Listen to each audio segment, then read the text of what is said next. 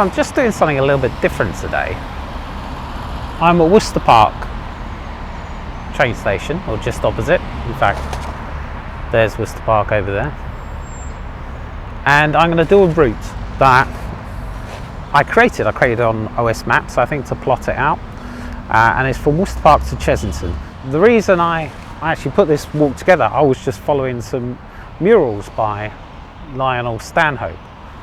And those are all from train stations, so different signs and things. But along the way, I kind of found it kind of goes in between little nature trails, and there's some interesting projects and little artworks that I sort of discovered along the way. So it made a nice little route, and I'm going to walk that.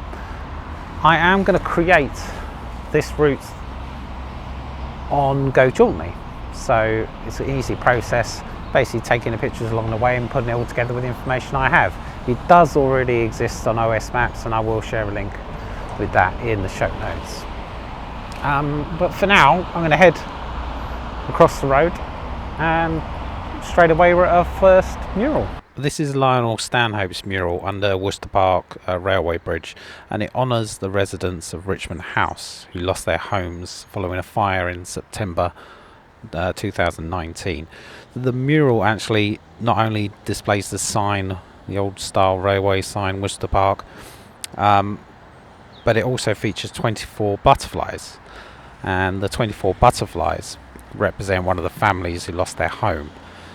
The butterflies symbolise new life, and the mural is a way of bringing positivity to the local community. The green background represents the parkland surrounding the Hamptons, as well as Worcester Park's historical link with the Great Park. This was completed to coincide with the 1 year anniversary in 2020. I think it was September 9th it was finished, and that was funded by Network Rail Wessex. And I think it's lovely. It's not, I grew up in Worcester Park, and it's not really well known for its street art or anything like that, so having this here is fantastic, and I've been a fan of Lionel's work for the last couple of years, so I was really quite happy when I first saw this. In fact, we're walking along Malden Road WildWay, which is obviously part of Malden Road, and you've got Malden Green, which appears either side of the road here, and it's part of 8 pilot WildWay sites. They're being introduced across grass verges in Kingston and that sort of area. So during the first year, the plan is to let the grass grow longer, and then it'll be cut and removed, and this will help lower the nutrient level of the soil, reducing in grass growth and allowing more space for flowers to emerge, and as a result we'll have a meadow-like areas which will form wildflowers and hopefully a nice flourishing area as well. There's lots written on this, and I'm going to share some links as well. We're going to head on down this road. Well, I'm just passing the Miller and Carter Steakhouse, which for many, many years was a harvester. And I often came here with our family, or my family, and freaked out by the Wurzel Gummidge statues. We got stuck into unlimited salad bar. I'm not sure if it was unlimited, but we had it unlimited anyway. It's quite a residential part of the walk. There is this pond, look at this. It almost looks completely frozen. And as I'm going, I nearly forgot, I am creating this walk for Go Jauntily, so I do need to take pictures as we go along, and that kind of maps my route. So yeah, that will do. Not a lot else to say about that. Walking up the road. Let's have a little quick stop off at this post box. You can see that. Seems to be a lot of these gorilla knitters. I think that's what it's called. I'm not sure what that's called, but there's obviously a lot, certainly groups around this area and many areas around here that go around vandalising post boxes with their knitting in an attempt to brighten up and bring cheer to the area. And yeah, it's quite nice. Kids seems to like them, I suppose. I'm just looking at my map, and we are, I think, next right. We are going to turn off and head towards Malden Station. Passing under the railway bridge at Malden Manor Station, you're greeted by the Malden Manor Station mural, John Everett Community Garden. This is actually supported by South West Trains, Kingston Council, Malden Manor Project, Quadron Services Limited and Garden Care. The Malden Manor Community Project is a study into quality of life for the residents in the Sheepbourne Houseway estates, a Malden Manor constructed by Royal Borough of Kingston and Kingston University. Emerging from the project, our report contained 29 recommendations, including improving the environment around Malden Manor Station where we are, and working with partners to alleviate social isolation. The station is only partly manned and is focused for fly tipping. So the user's report was feeling vulnerable while waiting for a train so much they avoid using the station altogether. So the Community Garden Project forms part of South West Trains' Adopt a Station scheme. Community members are encouraged to form a group to take ownership of the station, feedback problems and influence its use. Activities arising such as maintaining the garden aim to address social isolation, which also features strongly in the Malden Manor Community Project report findings. The garden is being match funded by South West Trains and Quadron, I think I'm saying that right, who look after the green spaces in Royal Borough of Kingston. These planters here were added in January 2020, and the Lionel Stanhope mural was completed in March 2021. Just passing by the estate now. We've left Malden Manor train station and we're heading to some green space. We're actually heading to the Hogsmill River, which flows from just back there in Mural all the way to Kingston. And we're actually passing across and doing the tiniest bit of the London Loop, section 8, I believe, which I've already made a video of if you want to have a look at that. That's quite a nice walk, just following the whole length of the Hogsmill River. But, you know, considering this area is quite an old estate here, not too high, but they do have amazing access to this wonderful green space, which I hope lots of people take advantage of.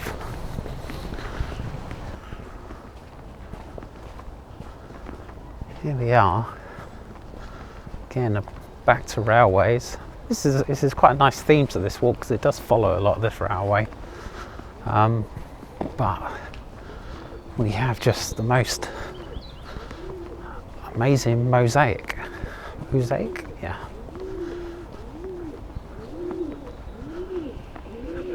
And pigeons as well. Oh, here we go. We got late morning light as well in this, so I hope you enjoy that.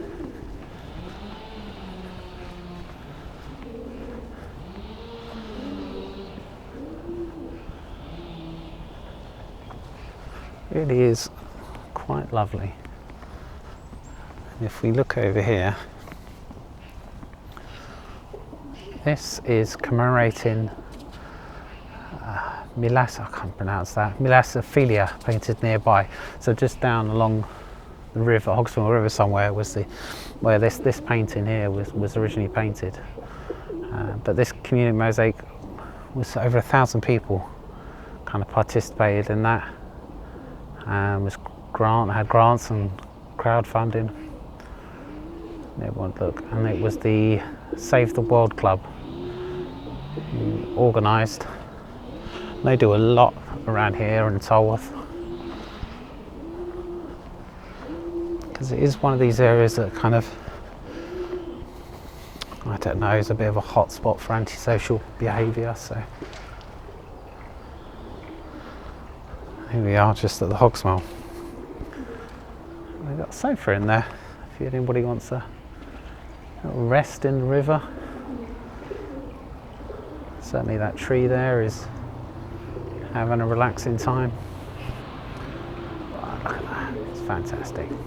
So the plan with the crowd-funded Malden Manor Mosaic was to transform a graffitied archway in Malden Manor by installing a vibrant mosaic mural designed and created by the local community. The idea was to create a safe access area to the beautiful 6-acre meadow, which is an unused oasis hidden behind an urban estate.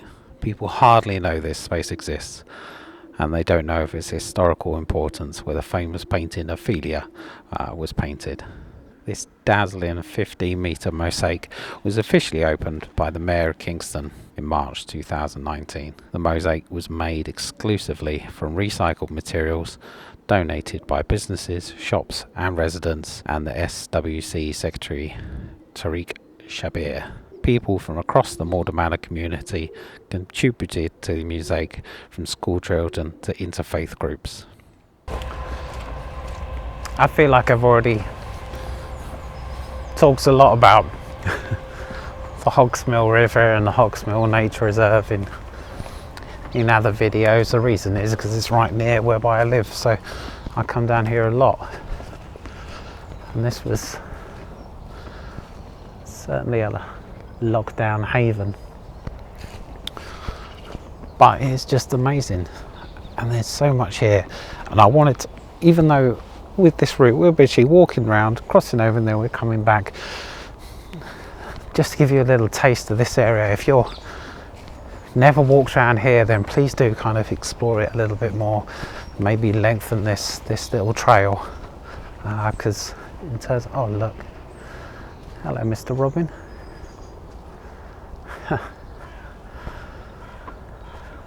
There's a thing here about dragonflies. I mean, there's all sorts of wildlife, and this is really the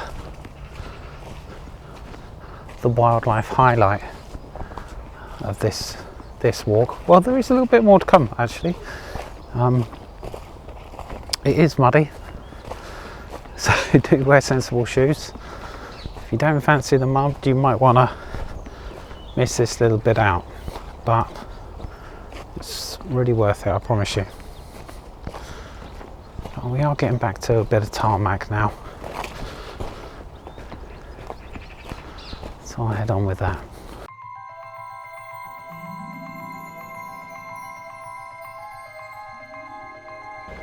I've just decided, the last minute, to actually change the route a little bit. The reason for that road heads up there, heads straight to Tolworth Station. This road heads to the A3, which then goes into Tolworth Station. It's only because I saw the Tolworth Tower, which is just sort of peeking its head up there, that I thought, you know what, there's some really interesting things to see in the actual Tolworth, and the Tolworth Roundabout is really interesting as well. So I'm going to go take a look at that. Yeah, this is why we're in Tolworth, just so I can walk down this busy A road, B road, I'm not sure, that heads onto the A3. Well, I guess it's a B road. It joins the A3 in this massive roundabout. About a few years ago, they've done a lot with kind of seating and things along the Broadway, but they've also done this, well, it's green, it's not grassy, but it's green path that goes down the middle of the road and just, well, makes it a little better for pedestrians. I'm not sure they really advise you walking down the middle like I am, but it's a great way to take in a bit of Tolworth.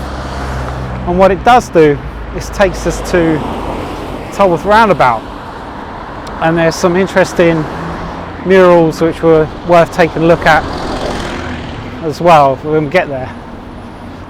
Of course, the real highlight for everyone in Tolworth is the Tolworth Tower and the M&S Food Hall. We are coming up, I think. You're probably going to not see it because the sun is blaring down, but we're just coming up to the home of Radio Jackie, which I had a little opportunity quite a few years ago to sit in one of the shows and chat to one of the presenters, one of the DJs. It's quite a fun experience, and I think I can't see a single thing, but I think we're just passing that. Oh no, there it is, Radio Jackie. There we go. Alright, but what I'm going to do, I'm just going to carry on walking straight through all the way down. I am now in the middle of the A3 in the Tolworth Roundabout. There's the Tolworth Tower, and walking into this bright light. Let me just turn so you can see these. These are just some of the local birds that you can see locally. We've got pictures and we have names. There's woodpecker, but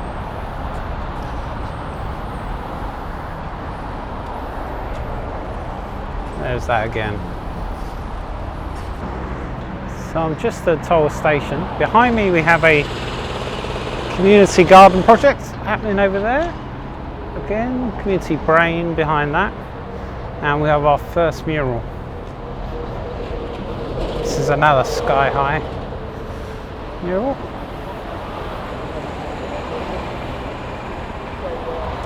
And this is in homage to Tolworth Court farm fields that we're about to head into. And as we go under the bridge, there we go, we've got another big Lionel Stanhope Tolworth sign, and station sign as well. Both of those murals were completed in the spring of 2021. So March and April, I think. But we head along this busy bypass in some green areas now. Just a point of interest. This is Lidl House, the new HQ for Lidl here in Tolworth. An interesting building. I hope they contributed handsomely to local council to help improve the local green spaces. That would be a nice thing. Anyway, we're on a kind of cycle path walkway, and it's a busy old road. Oh, we won't be on it for long. Here we are, Tolworth Court Farmfields Nature Reserve. And every time I come here, there's something new, like new signage, new chairs. We've got over here a little bug hotel. Look at that, a little helmet for water. Again, sort of birds. This is brand new. Fantastic sign. I've filmed here before, and I do love this place. And I've probably mentioned it before, but I feel a little bit sad that we have this murmur of this busy Mural bypass, or whatever it's called, when we've just got just this amazing space. But you know, it is what it is. This part of the route, you can, I mean, you could walk through. I've just seen a dog walker walk across this part here, across the tree. For the sake of having a route, I think it's quite interesting sometimes just to follow this path, and then we're going to kind of cut across in the direction of Chessington, which I think is the next stop. I'm not too sure, can't remember. But according to OS Maps, I am still on the right way. It did tell me off earlier for going the wrong way. My little diversion. Yeah, we are still heading in the right way. And we are about to turn and head across the fields. So yeah. Just realised that plane, my goodness. I just realised I am following a slightly different route than the one I created on OS Maps. But hopefully when I put this into Go Jauntily, it'd be quite easy to follow as well. Not that OS Maps isn't easy to follow, I think it's a really good tool, but I quite like having something visual, knowing I've gone the right way, saying, this tree, turn down here, head across this field. And sometimes it's the reason I like making these videos, is to show people the walk, what to expect from. If you go out in January, you expect it to be really, really muddy. And how muddy? This isn't too bad, but it's muddy enough. Still that murmur of the road. Cranes kind of peering over the trees. But we do have a bit of bird song in the direction we're heading. It's getting slowly quieter and quieter.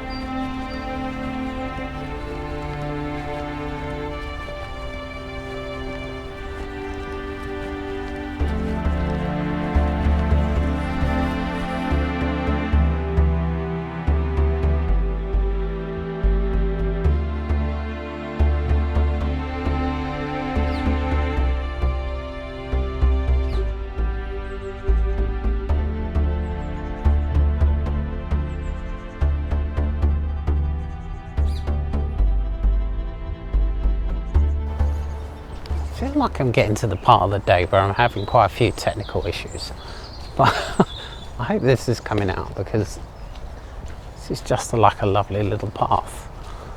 I think if you follow this back, it will take you back to the Hogsmill as well. We've got some signposts over here. Let me just check where we're going. I'm going to walk along this road for a bit. There's a few different ways into public footpath to Ruxley Lane. That will take us to Moor Lane, and then that's another sign over there for Tolworth Court Farmfields. But there's a stables there as well. But it's getting quite muddy walking across the fields and things, so it's nice to have solid bit of path walking along here at least.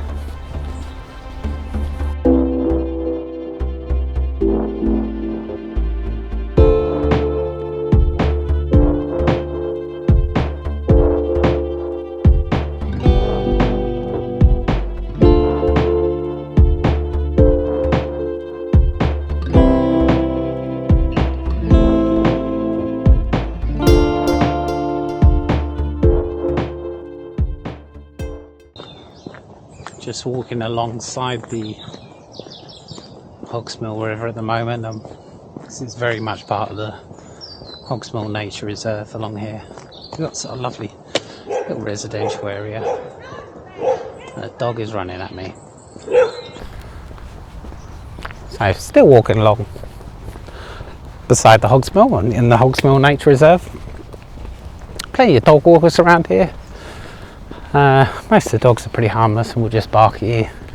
I get a bit overexcited, like that other one. But we made friends in the end, which was fine. we're just about to kind of head into a sort of residential area as we go just to the end really. But I do like, what's something come behind me, these pylons. I do like a pylon. Put the camera up, it's blaring sun. I do kind of like walking amongst them. And this is a nice little bit of path. It's always really quiet down here. There is the option of, there is a path that goes on the other side of the river, but this one's, I think this one's a little bit nicer. Only because the path's a bit easier.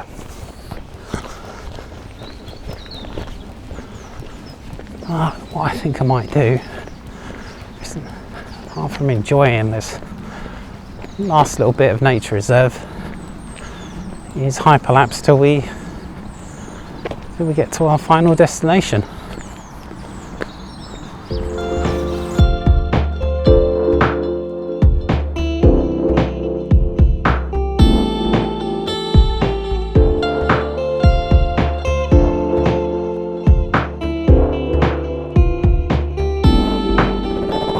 Is our last mural of the walk by Lionel Stanhope, half covered in sun here, but I hope you can see it. Chessington North sign.